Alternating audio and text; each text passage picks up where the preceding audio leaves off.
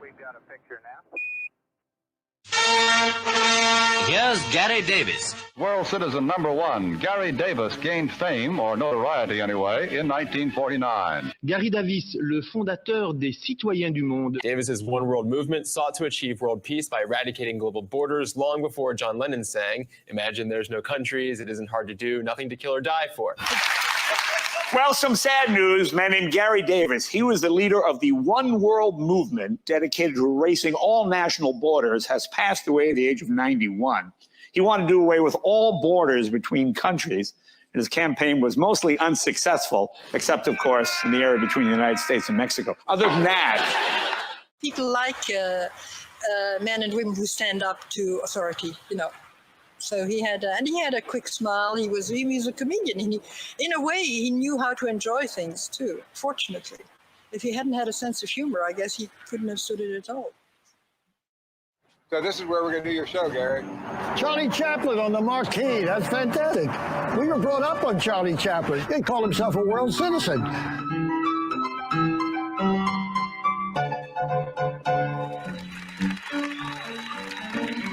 Thank you. You are about to hear from an everyday man with an extraordinary life story. A story that may well give us a roadmap to a better future. He was an actor, a song and dance man who leapt off the Broadway stage onto the world stage in 1948, taking on cops, border guards, armies, and whole nations, showing us that we don't have to be awed by their props of power and control. We don't have to accept a world ravaged by war and plunging towards environmental disaster.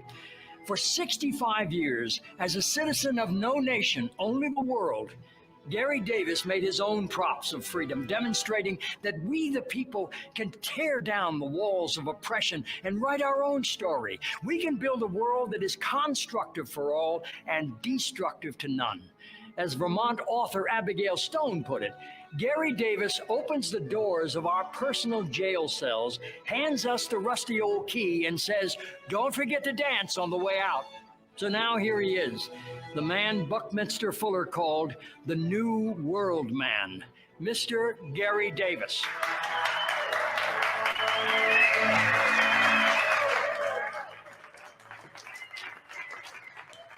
I'm very appreciative of the fact that you're here as an audience and I'm here to entertain you. So it's like a temple. You know, it's like a cathedral. All actors feel the same way. And what we get from you, we get that attention. We get that electricity. We get that feeling back, and it feeds us. So what do I need this for?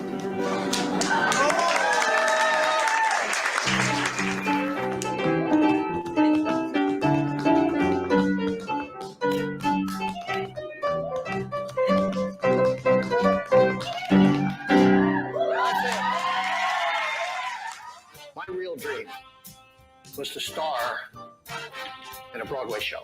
I dreamt about that from almost day one. And at 19, I got my big break. Well, break. I got in the chorus. I got in the chorus of Let's Face It, a big show on Broadway at 19 years old. Well, we were in Boston, and I went to the producer. I said, "I'd like to understudy Danny Kaye." He said, "Nobody can do Danny Kaye." I said, "Well, it's just for the rehearsals. You know, the other understudies need somebody to read the role." So he thought, and he said, "Okay." 2 years later, Danny gets laryngitis. So I'm down in the dressing room. Down comes the stage manager, and he says those magic words that every understudy wants to hear. He looks down at me and he says, "You're on." First reaction, "Oh my God, I gotta wash my hair." So, sold out matinee. Here I am in front of an audience at the Imperial Theater in New York on Broadway, but they want Danny Kaye. They don't want me. Can I really carry a Broadway show for 2 hours as the star? Well, here's one of the numbers. Oh, they passed a law. Oh, they passed a law. Oh, they passed a law. down in Washington, D.C. Chorus behind me. Yes, Lord. Thank you, chorus. In a goldfish bowl, new and shiny, they went eeny, meeny, miny, and cried, hey, young pup, your numb's up.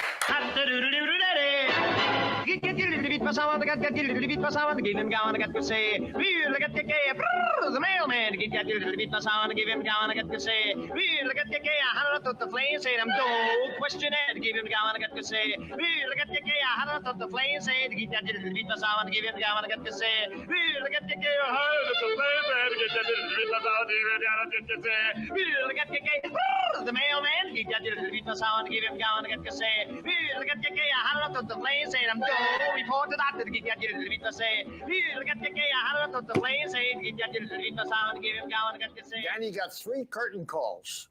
I got 13 for that performance.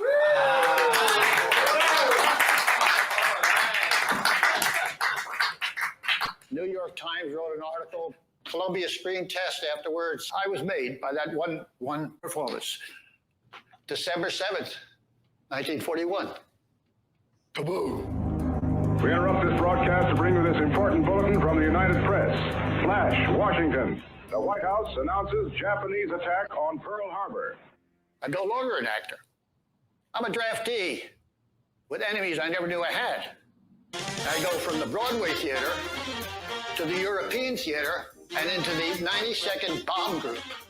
I wanted to fly, learn how to fly, so I said, well, if I have to go to war, the government's going to teach me to fly. My brother Buddy, he chooses the Navy. While I'm in training, this tin can destroyer is blown to bits at Salerno.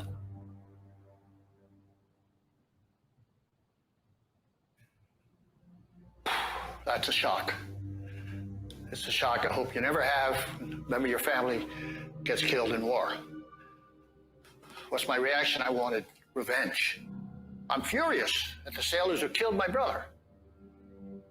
My brother, my big brother, my mentor, we were going to write plays, stories, you know. He was a great poet, very talented. We were going to change the world. That was my first reaction, just get these bastards. But something happened. Later, when I'm flying over Germany in a B-17, and we were ordered to bomb Brandenburg. We did, 5 miles up. And then we go home, and then we saw the pictures. And I was horrified at the destruction. So my revenge house disappeared completely. I turned to shame. What was I doing? My brother was killed, and I'm killing brothers and families. Why weren't we arrested for killing people? Why weren't the Germans who killed you arrested? 1946, the war is over. I get another show. 3 to Make Ready with Ray Bolger. Remember the guy? Scarecrow. Now, in this show, he plays the GI sad sack. I'm playing the colonel, and then I'm playing the general, and so forth and so on. But off stage, I'm a real sad sack. I mean, my friends used to say, you know, Gary isn't fun anymore. I'm watching newsreels of bombed out Hiroshima, Nagasaki.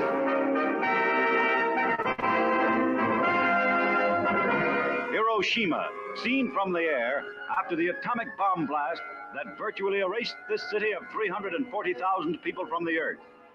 As far as the eye can see, stretch scenes of desolation and ruin.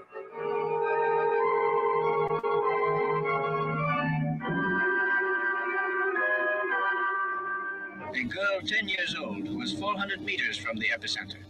4 fingers of her left hand are about to fall off on account of severe burns. You know, that nuclear war, Einstein said war, we don't eliminate war, war's going to eliminate us. So I go on a quest to find out how to beat the most irrational enemy of all, war itself. I ask experts, I go to the libraries, I look for books. No one has a clue. I think to myself, is war inevitable? Then I read a book, incredible book, called The Anatomy of Peace. And it struck me like lightning. that humans already have a system for eliminating war. It's too simple. Come on, Gary, you're kidding. No. Inside countries with one government, we don't fight wars. How about civil wars? Two governments, two sovereignties. But if everyone accepts one government, no war. I look around New York and I see, ethnic groups all over the place, the same ones that were at war with each other in other countries. Here they're playing chess in Washington Square. Is it human nature to go to war? Why aren't they at war? Conflicts can be resolved, not by blowing up neighborhoods, but in a court of law. Then I read Tom Paine's The Rights of Man. Tom Paine made that famous statement, "My country is the world." So if the world is our country, this is too simple, really. If the world is our country and we claim it, and we raise our allegiance to that level, to the top level, no more fictional borders. That's the key. And therefore, no more wars. Suddenly, it becomes very clear to me. I didn't get arrested for bombing cities because there's no law against it. The national politicians fool us by talking about international law. But treaties are just deals between sovereign nation states, which can be broken and are all through history. There before his cabinet, President Coolidge signed for the United States a treaty designed to outlaw war. Because there's no police force to enforce them. In other words, very simply, no world law. And that hit me like a ton of bricks. And that, folks, is why we fought World War II. A war between the nations, not between us, the peoples. If we'd had world law, we could have eliminated the global lawlessness, the world anarchy that gave rise to Hitler and the Holocaust. And my brother would be alive today. There never was a war in history easier to prevent by timely action than the one which has just desolated such great areas of the globe. It could have been prevented, in my belief, without the firing of a single shot. Now, when Kansas and Colorado have a quarrel over the water in the Arkansas River, they don't call out the National Guard in each state and go to war over it. They bring a suit in the Supreme Court of the United States and abide by the decision. Isn't a reason in the world why we cannot do that internationally. It'll be just as easy for nations to get along in a republic of the world as it is for us to get along in the Republic of the United States. When I finally realized that world law is essential for the very survival of humanity, I knew I had to take action. I was up there making war, bombing cities. Now, I've got to make amends. I got to stop the next war. Can you imagine?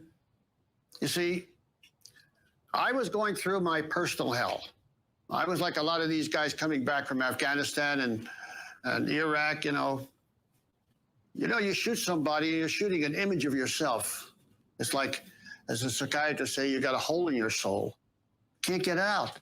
The last straw for me was the start of the Berlin crisis. I'm in the active reserves. What if I'm called to active duty to bomb Moscow now? Wow. I had to do something. So now, here it goes. I head to Paris. I march into the U.S. Embassy. And I officially give up my exclusive national citizenship. Now you say, this is crazy. I made a statement, though. I made a statement which said, now I'm taking the little bit of sovereignty that I possess, and I say, now I'm placing it up on the top grade, on the top level, okay? And nobody can deny me that, because I'm outside the states anyway. I'm no longer a national citizen, so I can do what I want. I can claim what I want. And that's the day, the same day I did that, I claimed to be a citizen of the world.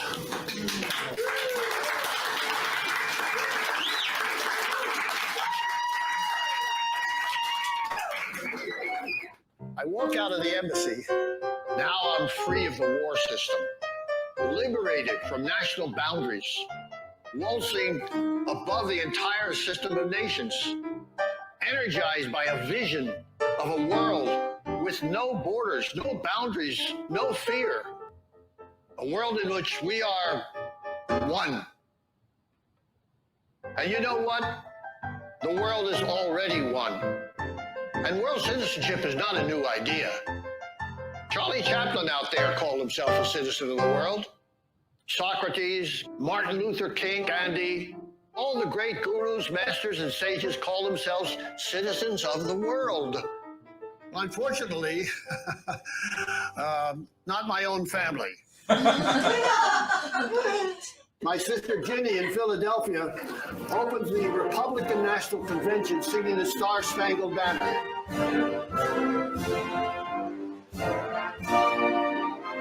And my father's playing, he's got the orchestra for it, when they hear about my citizenship.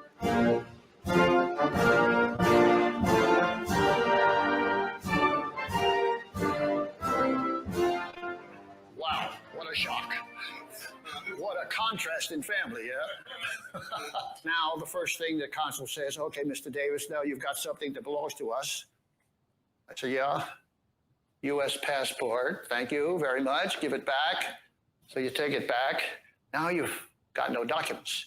You walk out of that big door on the Champs-Élysées in Paris, and you've re-entered France without documents. This is the lot of millions of people. So what does France do? They say, get out. Get out because you're stateless, you ain't in our book. And if you don't get out, the pokey, go to jail. I said, fine, I'll go to Germany to help rebuild, what I destroyed. But I can't get a visa to Germany without a passport, the same thing. In fact, as a stateless person, no nation will admit me. So where's a world citizen to go? Where? Up to the moon? Out into the ocean? There's no other place. So in that moment, something very interesting happens. France declares the Palais de Chaillot to be international territory for 3 months, for the United Nations to hold its General Assembly there. That was the only year that the UN was out of New York. They had nowhere to go because the building was not built on the East River, so they said, let's go to Paris. So I said, my God, here's a piece of world territory right in the middle of Paris. Beautiful, makes my point. So I go to the press the night before, September 10th, make a statement, give it to the AP, the wire services, Reuters, and so forth and so on. Take my pack on my back, go to Place Trocadero. On midnight, I leave France by going to the territory of the Palais de Chaillot. And I unroll my sleeping bag and go to sleep. Hey, lovely. I'm out of France. Next morning, about 6 a.m., nudge, nudge, nudge. Monsieur, you cannot stay here. It's against the law. And I wake up and out there is against the law for me. I show this gendarme what they call a refus de séjour. They're refusing to let me stay. He looks at it and says, but you must be out of France by September 11th. I said, that's right. And I'm out of France. Did you know that France ceded this territory to the United Nations? He said, no, but you're in Paris. I said, yeah, Paris, but it's not French anymore. It's not France. And I said, if you take me away, if you bring me back to France, you'll be importing an alien, and you can get arrested for that. He really backs off. He needs some orders now. And then the press arrived, and it became a circus. And that made a clamor all over the world, because Europe was still in ruins, and people were so fed up with war. And then I said, well, now that I've got the attention of the United Nations, I'm claiming to be their first citizen. The only guy that they could get to, the press, was the Soviet Undersecretary General. And his statement was very interesting. Davis is a world's baby. States may join, but diapered citizens niet. Anyway, the story went out. Crowds started to gather around me. I had students, I had housewives, I had businessmen. I remember Gary very well. He was ex-soldier in American, and he wanted to try to impose the new idea of citizen of the world. And we were, Marchand and I, very, very interested by that. And we stayed with him. We became friends. People wanted peace, and this seemed to be a breakthrough for them. They didn't know why, but at least one guy had broken through and was talking to the UN directly, and they couldn't get rid of him. It was a modern David and Goliath kind of one man against the Goliath. I held the ground there in this hectic time for 6 days and nights. On the sixth day, a bunch of postal clerks came out of the palais with sacks on their back and dumped the mail at my feet. And they were from everywhere in the world, from Australia, from India, from Sri Lanka, from all over Africa, all over Europe and so forth. It was amazing. Talk about one world. And what are they saying? They're saying, you know, we're weary of talk. They're saying, we want peace. You are our hope. We are with you in our little village. Continue, how can I sign up as a world citizen? A lot of us said, you know, you're like us. If you can be a world citizen, so can I. So 9/10 of those letters say, we want to be world citizens like you. It was the beginning of a movement. On the seventh day, the UN was fed up. All the politicos all over the place were fed up. So they invade the French Minister of Interior to get this guy off their doorstep. So at 6 a.m. in the morning, the tent is flying over my head. I've got people around, 100 people saying, Gary, get out, get out.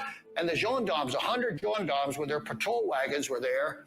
And boy, they got everything out, and me in the patrol wagon, and brought me back into France. Illegally. They should have been arrested. Well, okay, that was the first act. What happened was a very well-known French war hero, Colonel Robert Sarrazac, he organized 24 leading writers to form what they call a Conseil de Solidarité. Very famous writers, such as Jean-Paul Sartre, and Albert Camus, André Breton, Simone de Beauvoir, and Raymond Queneau, and many others came with us. And little by little, we created a real movement. Well, with so many wanted to be world citizens, what we did is we opened a registry. The little hotel I stayed in, which is called, ironically, the Hotel des États-Unis, Hotel of the United States, but we took over the whole hotel. The first floor was reception. The second floor was registration. The third floor was media. The fourth floor was Peuple du Monde, which was our newspaper. And the fifth floor was what? Me. Now, in 2 years, we had registered 750,000 people from all over the world. Hey, 700, this is more people than a lot of smaller nations, right? So this was the beginning of a new constituency of citizenry on a global level, something extraordinarily historic and extraordinarily important. Now, since the UN Charter mentions human rights 8 times, they had to define them. So they appointed Eleanor Roosevelt, who was the U.S. delegate to the United Nations, as the chairperson of this Human Rights Committee. But the Soviet bloc said, human rights, no, it's an invasion of our sovereignty. We agree with economic rights, but not human rights. So Eleanor Roosevelt had meetings after meetings after meetings, and my council decided we have to plot a very great big act of political theater. One day, I remember that very well, in front of that theater with Breton, Camus, many others, and I decided to play a little comedy. And we arrived in the theater where maybe 20, 25 friends, and it was, I remember very well, during the Soviet representative who delivered a speech. But the Cold War is right there in that room, nations squabbling like little kids back and forth. The chair rules the remarks just heard entirely out of order. So what I did was I got up before anybody could stop me. There were balcony railings there. I leaped over the balcony railings out to the front where everybody could see me, and I shouted, I interrupt to make a point.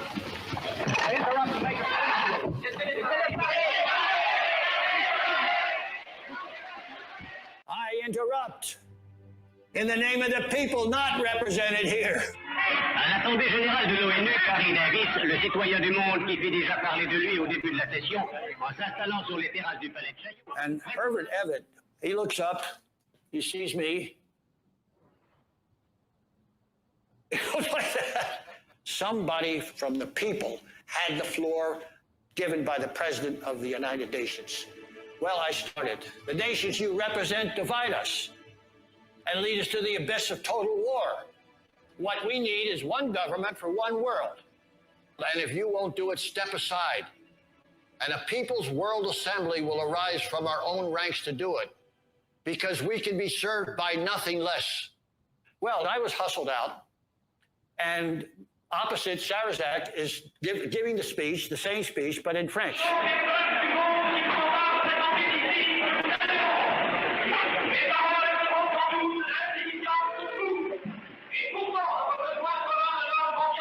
Malgré l'attention soudaine du délégué soviétique, M. Wyszynski, et les remous provoqués dans l'assistance par cette intervention inattendue. And then we took over. We had so many people wanting to speak in that balcony, you know, that we interrupted that session for a full hour. Three of us, we were catch. We spent the night in a small, not real jail, but a kind of jail in the United Nations. And now when I'm thinking of that, I think it's very amusing to spend the night with the future Nobel Prize, Albert Camus. That went all over the world. At a recent sitting of the United Nations General Assembly, there was an astonishing outburst from Mr. Gary Davis, known as World Citizen #1. I pass the word to the people. Well, we knew we had to go even bigger. We had to plan a big, big, spectacular show to break the logjam. When that vote came up in the General Assembly, we rented the biggest hall in Paris. It's called the Velodrome d'Hiver. And we rented it on the 3rd of December to hold the meeting on the 9th of December, an impossible task to fill that hall in 5 days. And they put me in a little room, and I was doing my speech, trying to learn it, and the other speakers went up to the platform. Now, when I went on, I was brought up to this huge amphitheater, and I was absolutely stunned by the number of people there. It was 20,000 people. Life magazine did a big spread on this. Then a chant started, slowly building. Gary Davis, Gary. I mean, I'm used to applause, but this was a shockwave of sound. And you know, my eyes get wide, and my hands wide in the air, like this, clenched. I was taken in, you know, by this incredible thrust of power. You know, I began to lose myself, this kind of mass reaction. But mass power is like a drug. For a brief moment, I really gave in to the crowds of adoration. Then, you know, you draw back, fearful of what the very thing we're rebelling against, giving power to one person, is happening. So, you know, I was, you know, terrified. And then speaker after speaker, and everybody was restive. Everyone wanted to hear what the president of the United Nations said about making peace. Well, finally it came. And here's one of the things he said.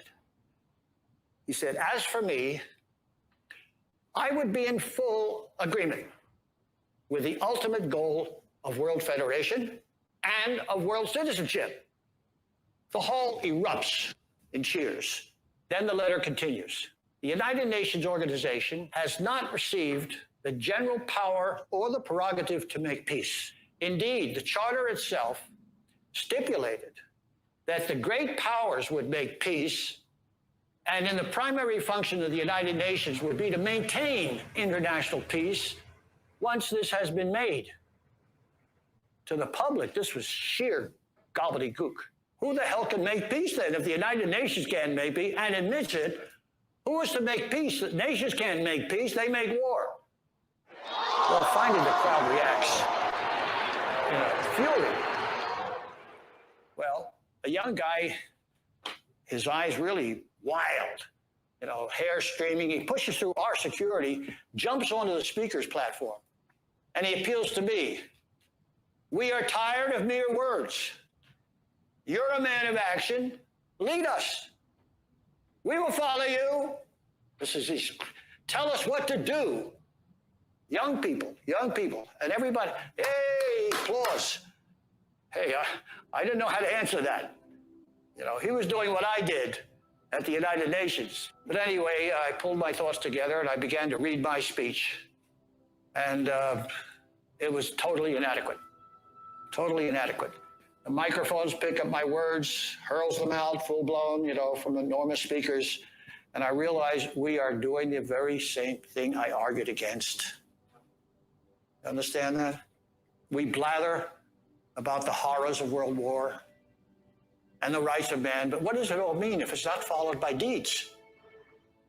It's all blah, blah, blah. Well, I finish, but boy, I feel totally drained.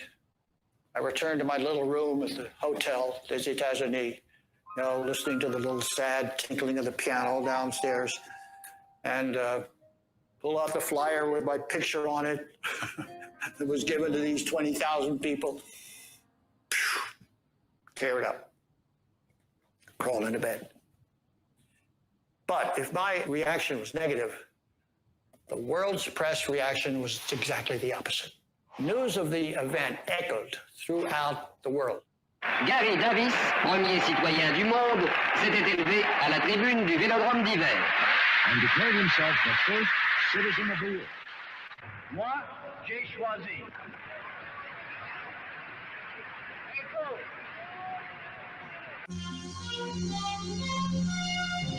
In Paris, followers of the American Gary Davis, who called himself World Citizen #1, have been demonstrating outside the Chamber of Deputies. It was a sit-down demonstration in favor of world citizenship and other abstract ideas.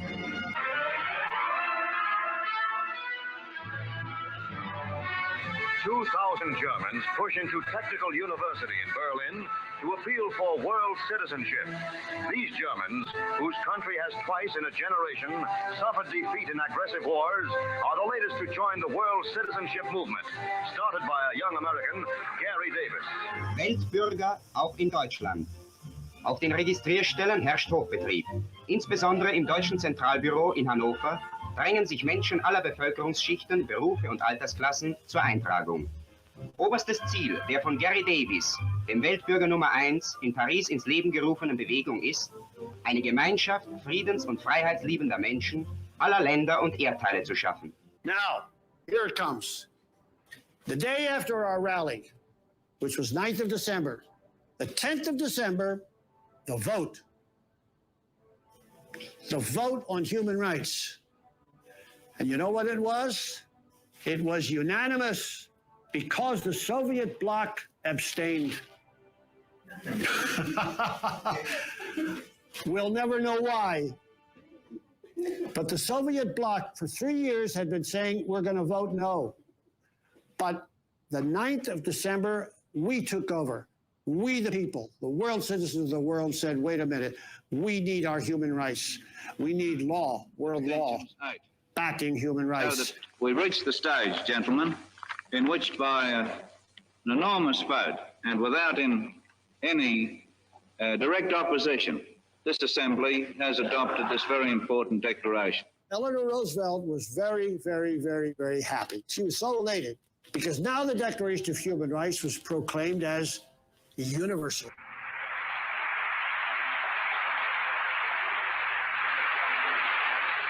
We stand today at the threshold of a great event, both in the life of the United Nations and in the life of mankind. 5 days later, in her newspaper column, she mentions our interruption, and then she explains that the United Nations is not set up to govern, like Evatt said, and only to give nations a forum. And then she writes something which blew my mind. Bombshell. She writes this in her column. How much better it would be if Mr. Davis,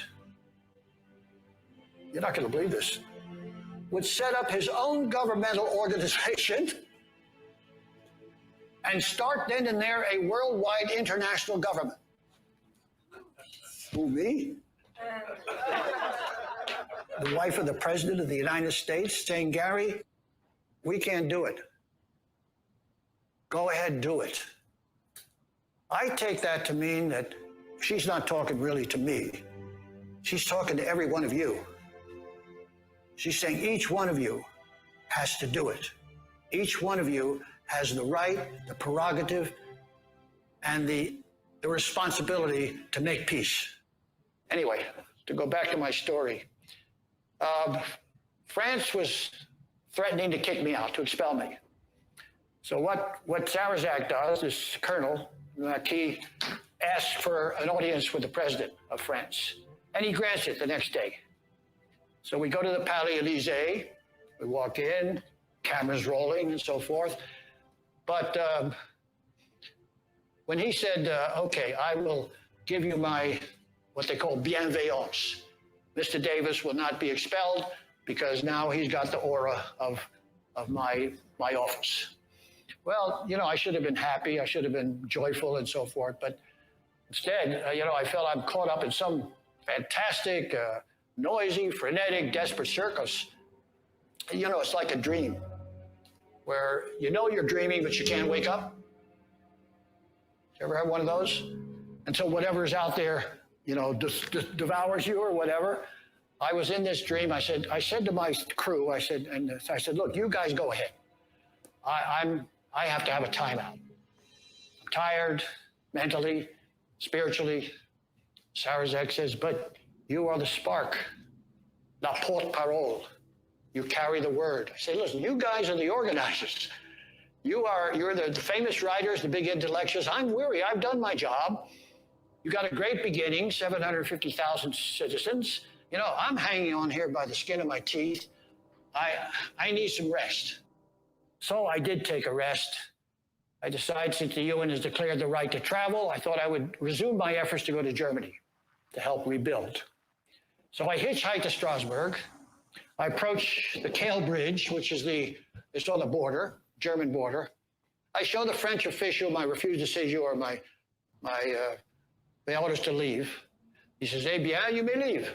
I say, he didn't say good riddance, but so I take one step, and I'm met by a general in his uniform and so forth, and he stops me, and he says, do you have a passport? Do you have a visa to enter Germany? I said, nope, but under Article 13.2 of the Declaration of Human Rights, I have the right to travel to any country. He says, you may go no further. I said, yeah, but I've left France. I just left France. So I turned it back to the consul, the French guy, the immigration. I said, can I get a visa to come back into France? He said, oh, no. I said, well, I'm not in Germany. I'm not in France. I must be on the line between the two countries. You know, I stayed on that line 2 months on the Rhine River. I was rejected by Germany. I couldn't get back to France. I'm freezing now. It's winter time. Esther, a pretty young French girl, came over with her mom, who'd been my au pair. The press contacted my mother because they'd heard that she was his governess in Philadelphia in 1928 or 29. She said, come along. And I came along.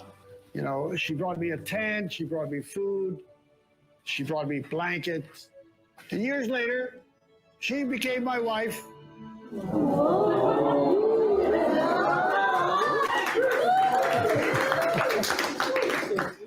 We lived in Strasbourg and we raised 3 kids together.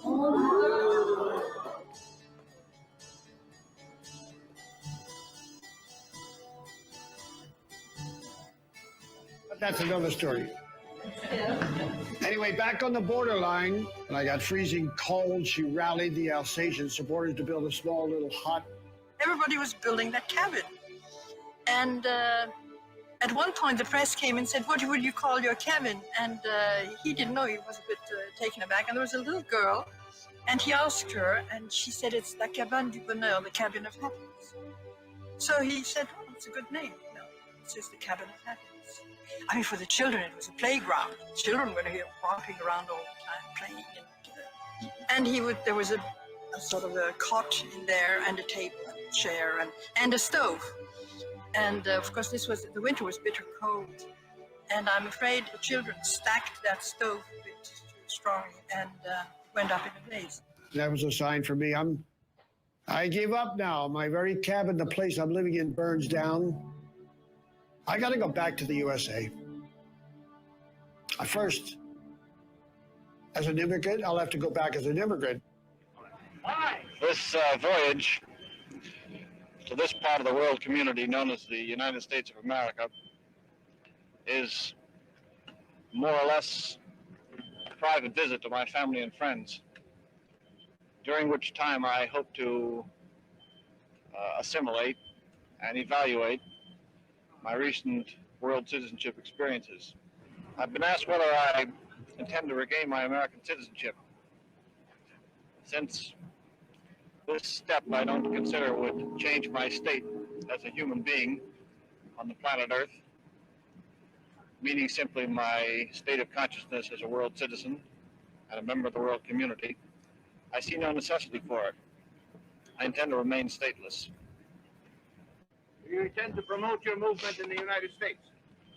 My movement, I would say that there is a community of world citizens rather than a movement. When you say movement and when you say my movement, you imply that I'm a leader.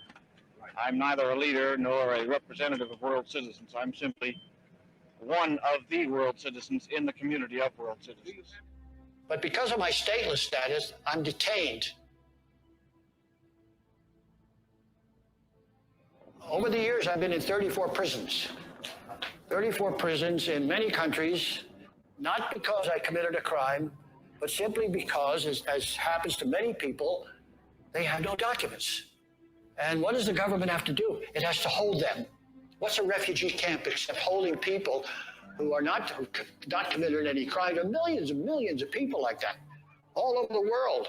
This is one of the horrors of the nation-state system. Finally, I get into another Broadway show.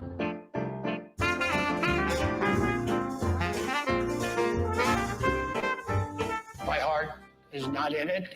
Sadly, I give up Broadway. For me, it's the dark night of my soul. Finally, I get a job in a small machine shop in New Jersey. Harry Jacobson was, a very rough-hewn Viking of a man, teaches me how to grind metal. And of all things, he also teaches me an ancient wisdom science known as the Brahma Vidya. Harry, this master grinder in the machine shop, was a guru because he studied with an East Indian guru, not a Raja. While I was learning how to grind metal, we had long talks about wisdom itself. It gives you a peace of mind. All the stupid things go out of your mind. Your mind is just almost becomes blank. That sounds bad, but a higher level of rationality or reason or wisdom has now an opening to come in. You get a burst of serenity from the energy from the universe. So what happened? I regained my mission. I regained my mission to take up Eleanor Roosevelt's seemingly preposterous suggestion that I start a government. Wow, but how? Well, I went to see a top constitutional lawyer. This is interesting. He says, Gary, take a look at the 9th Amendment. All rights not specifically enumerated are reserved to the people. Did you know that? Here's a quote from that historic Declaration of Independence. Whenever any form of government becomes destructive of these ends, it is the right of the people to alter or to abolish it and to institute new government. Sounds astounding. To institute new government. The people institute new government. But do you want to know a great thing about all this? At the global level, as Eleanor Roosevelt happily pointed out, there was no government to alter or abolish, nothing to overthrow, no violence, which is always self-defeating anyway. So there's no nothing out there except a wide open, marvelous opportunity for me to go out and declare it. So I went up to Maine, near where I was born, and told my dad my plan. He said, people don't go around declaring governments, he said. Craziest nonsense I ever heard of. And in Maine, too. Why, they'll laugh you off the platform, that is, if anybody shows up. Well, people did show up. Not many, less than 100. A far cry from the thousands at, in Paris, but it didn't matter. Why? Because my audience wasn't local. It was global. It was you and your grandchildren. So, on September 4th, 1953, I declare at the City Hall of Ellsworth, Maine, a government of, by, and for the people of the world.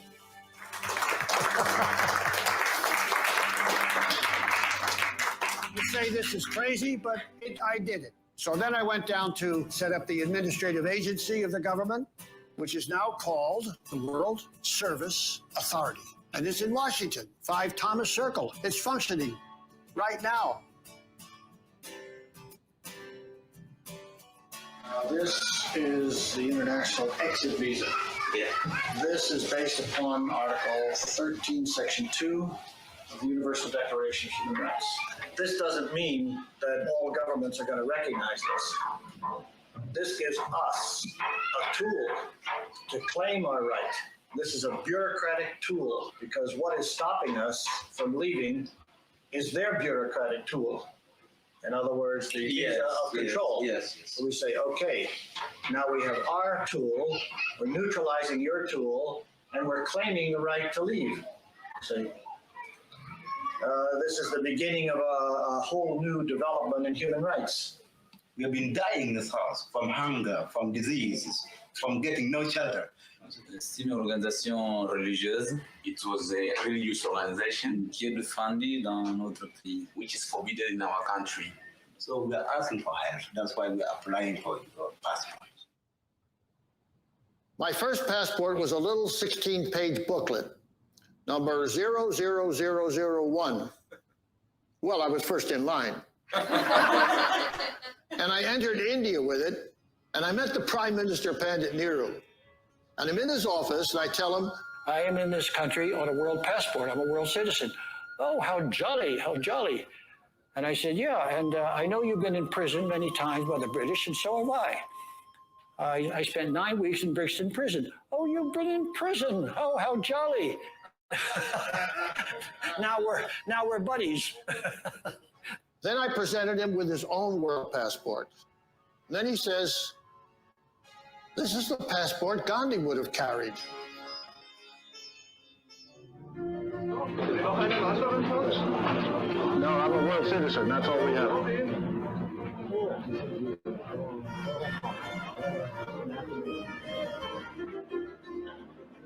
Thank you.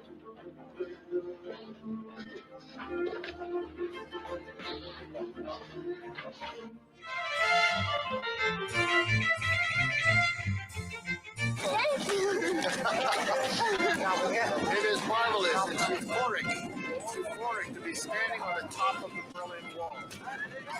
The wall which separated humans for 40 years, and now people are climbing up on this side and jumping down on this side. It's unreal.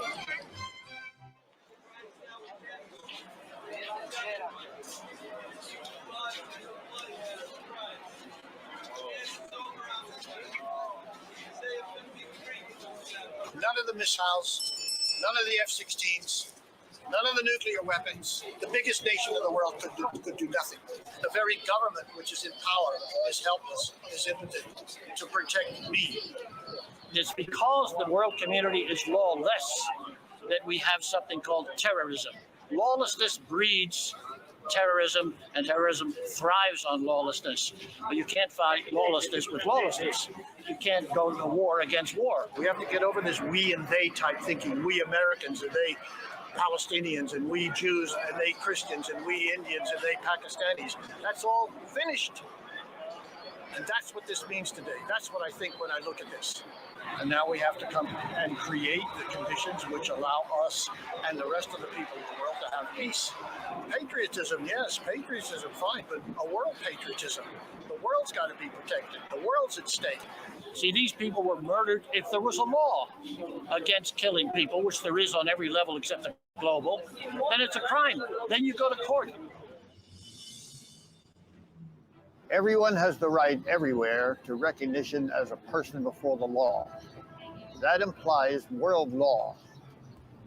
Mind-boggling. Now, does world government scare you? Oh, well, it does me.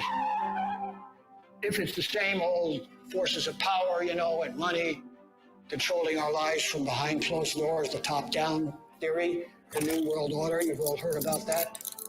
But what if we, the people, institute our own government, truly of, by, and for the people of the world? World law isn't beyond you, it is you. We are world law now. If you take a piece of paper, you say, we agree to, that's a legal document. You can take that into any court in the world. We're already experimenting and making world law, one community at a time.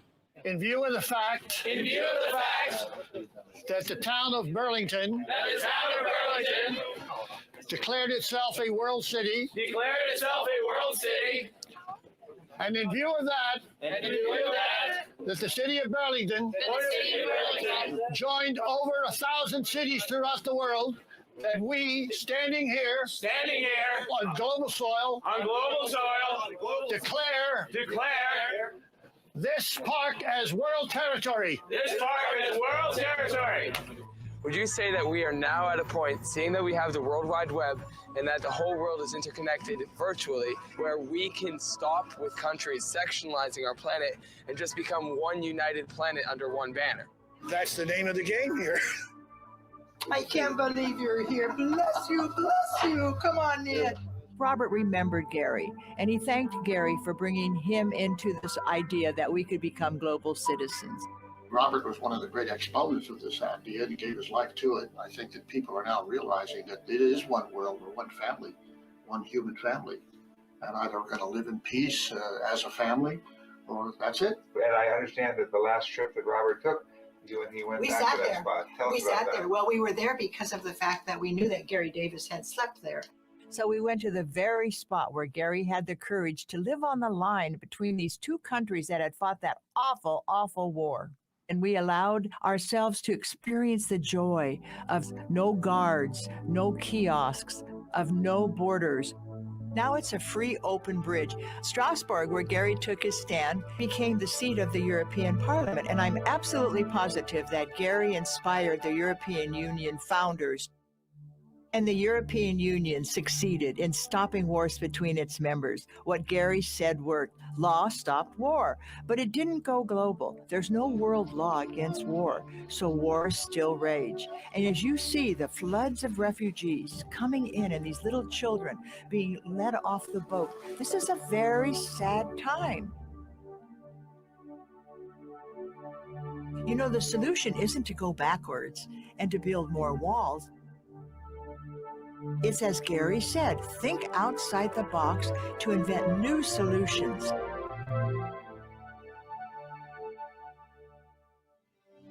Here in Vermont, we have town hall meetings. Today, with the internet, we can all meet in the same room, the global room. We don't have to give our power away to representatives who become magnets for special interest money. We don't have to be imprisoned by the inventions of the 1700s. We don't need a middleman. What if we invent a governing system in which each of us can participate? Not mob rule, but true collaboration. What if we invent world money? Why not? We humans are an incredibly ingenious species. Why squander our genius on inventing smart bombs to do ourselves in? Why not use our great ingenuity to invent SmartGov, a way we can all interactively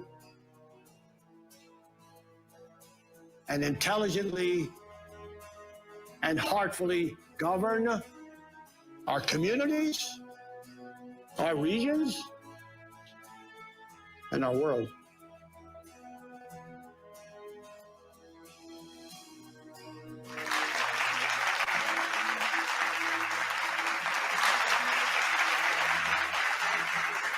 Visionary, you bet, but doesn't every event start with imagination? When we catch the vision of a people-powered planet, then, in this era of instant communication, we'll be able to evolve the tools and the platforms we need to bring the highest and best wisdom of each individual to the task of governing planet Earth. Once we tap into the sovereignty of the whole, we can unleash the genius of humanity. End war, end oppression, solve global warming. Global warming is at the forefront of a lot of people's minds, and change of weather that we've been having, the weather patterns, the flooding, hurricanes. Obviously, human beings have had a devastating impact on our planet. It seems now more so than ever we're at a real tipping point. I'd like to ask, Leo particularly, there's an old movie cliche, you know, the planet is in peril, and it's the 11th hour, and things look really dark, and at the last minute, our hero swoops in and saves the day, saves the world. Who's the hero who's going to save us? I think there's got to be millions of heroes. That's my answer to that. This is a gigantic worldwide movement that needs to cross cultural boundaries, religious boundaries.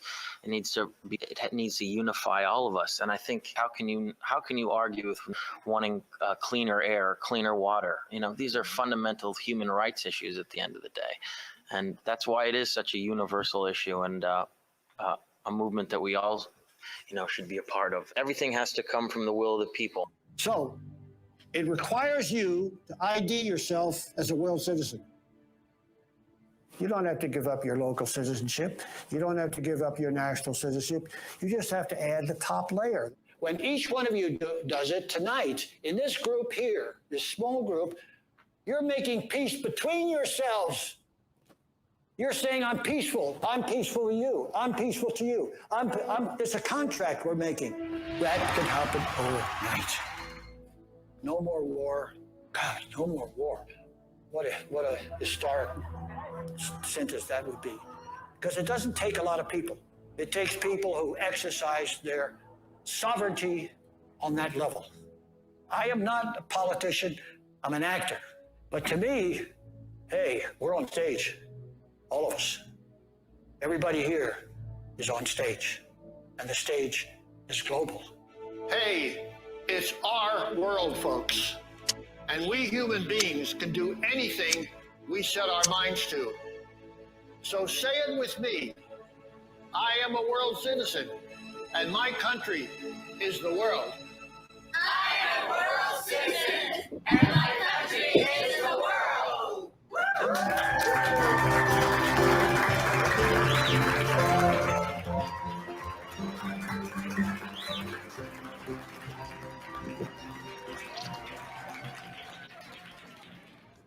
I remember my youth very well. I think the Gary's project and Gary's idea are more chance today. I continue to hope and sometimes to dream. Because the dream it's a larger part of a human being.